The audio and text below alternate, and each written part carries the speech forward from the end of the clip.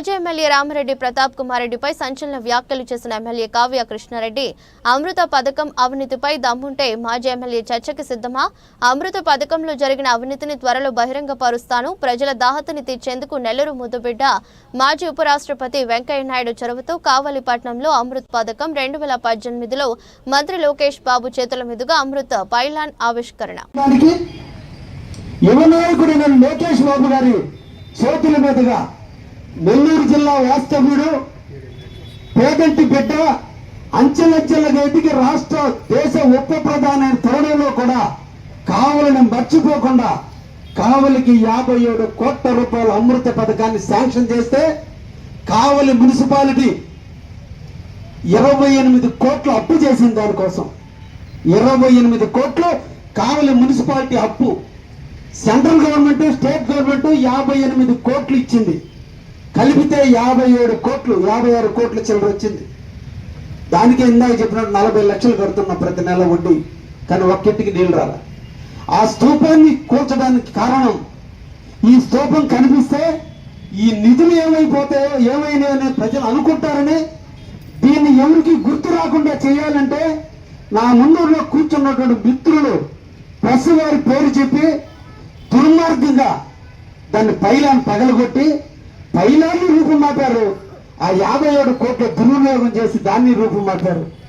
తొందరలో దాన్ని కడగబోతున్న కావలి నడుబొట్టున్నటువంటి ఇంటలెక్చువల్స్ అందరి సమక్షంలో, పత్రికా విలేకరుల సమక్షంలో, కావలిలో ఉన్న సంఘ సేవ కర్తల సమక్షంలో అతి తొందరలో ఒక కళ్యాణ మండపంలో 57 కోట్ల నిధులకు సంబంధించిన రికార్డులు తొందరలో బయటపెట్టి వాస్తవాలు ప్రజలకు తెలియజేయబోతున్నా. తెలుసుకోవాల్సిన అవసరం ప్రజలకు ఉంది.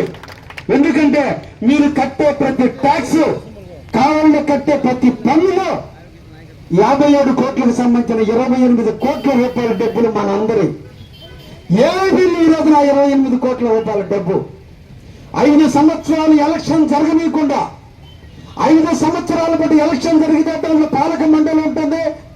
దాంట్లో గెలిచిన వాళ్ళలో నీతి పరులు ఉంటారు.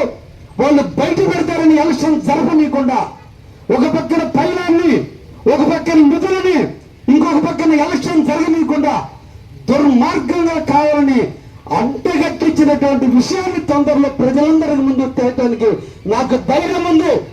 ఈ సందర్భంగా వైసీపీ వాళ్ళకి ఛాలెంజ్ చేస్తున్నా. మీకు ధైర్యం ఉంటే, మీకు నేను నిర్వహించబోయే సభకు మీ నాయకుడిని తీసుకొని రండి. అగ్రిమెంట్ తో సహా మీ కళ్ళ ముందు పెడతా. నీ ముఖ్యమంత్రి టైంలో 2022లో నీ సంతకాలతో దాన్ని కుదించి డబ్బులుతున్న వైనాన్ని బయట పెడతా. ధైర్యం ఉంటే ప్రమ్మని ప్రతాప్ రెడ్డిని ఆహ్వానిస్తున్నా. ఇదే ఇది నాన్ లోకల్ పద్ధతి కాదు. పిరికోడలాగా పరిగెత్తడానికి అప్పలొక్క కోలాన్ని కూలిస్తే పరిగెత్తారు. దమ్ముంటే రావాలి. మొన్నటి రోజున ఇరుసుకొని వస్తా పోలీసుల దగ్గరకు అన్నారు. ఇరుసుకొని ఇక్కడ వాళ్ళ కోర్టుకు పోయారు.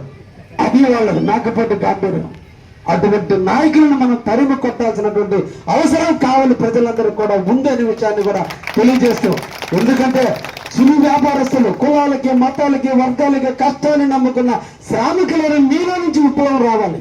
ఈ కావాలను బాగు చేసుకోవాల్సిన బాధ్యత మీ అందరి మీద ఉంది.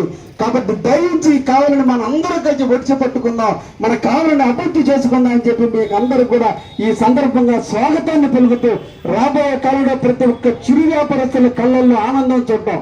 ఈ కావలి అభివృద్ధి చెందుతుంది అంటే దానికి ఒక్క కావలి వయసులో ప్రధానమైనటువంటి కారణం.